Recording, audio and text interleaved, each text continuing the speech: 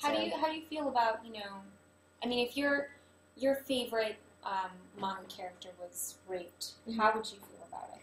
It would depend on how it was handled, how it was portrayed. I mean, I have had that happen, where, for example, Rose was one of my favorite characters in Full Metal Alchemist.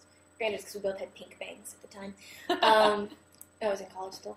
And I, it was treated, again, very respectfully, and as this sort of, it was a casualty of a war that was taking place in the series. So I was not offended by it so much as it was sort of like, that sucks, and it's sort of one of those things that you look at and say that's a terrible thing.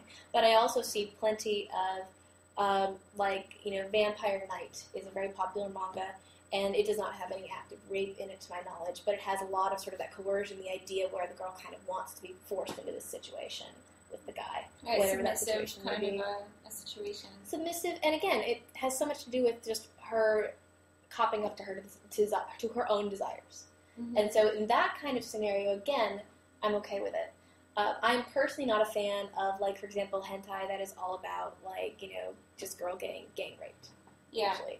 There's actually a very well-known hentai called Rapeman that is a very over-the-top hentai comic and cartoon that is about a guy who is like a superhero, and he goes and he rapes women to make them better people because they're obnoxious, evil bitches, and then when he rapes them, they become good people. And I can look at that as comedy and kind of laugh at it, but if I was sitting there trying to watch this with somebody who was taking it seriously, I would just be kind of horrified. I'm glad you have such a good sense of humor, because if I was sitting there watching that, I'd be pretty offended. Yeah, well, and again, I mean, a lot of it is really very over the top, and there are silly moments in it. So, I mean, it's really hard to know exactly what the intention of the creator was. I mean, there's somebody in Japan that I've never heard of. And we would never get a chance to talk to, probably.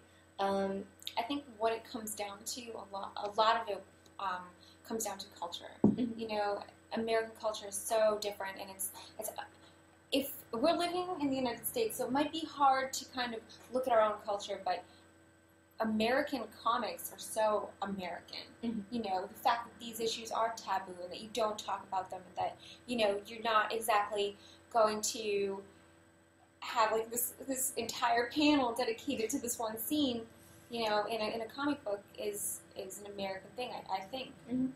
But I guess that's it, right?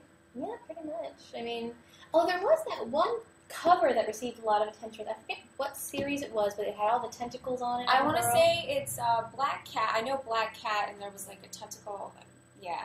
And you know what? That is like when I first joined Comic Vine, I was like, I can't believe Marvel would print this. This is ridiculous. And it's three girls. They're tied to like a pole, and you can see these eyes, like, and dripping on the boobs. But I think it was actually heavily inspired by Japanese Absolutely, stuff, because it totally was inspired by that. But so there's an occasion where, like, when it's Japanese, you can say, okay, that's their culture. I don't necessarily like it, but whatever. But then when they try and cross it over in America, you're like, what? There was actually, I think, in the female comic book community, there was kind of an uproar. And this has nothing to do. This cover has absolutely nothing to do with what actually went on inside the comic book. And I think that was the major issue.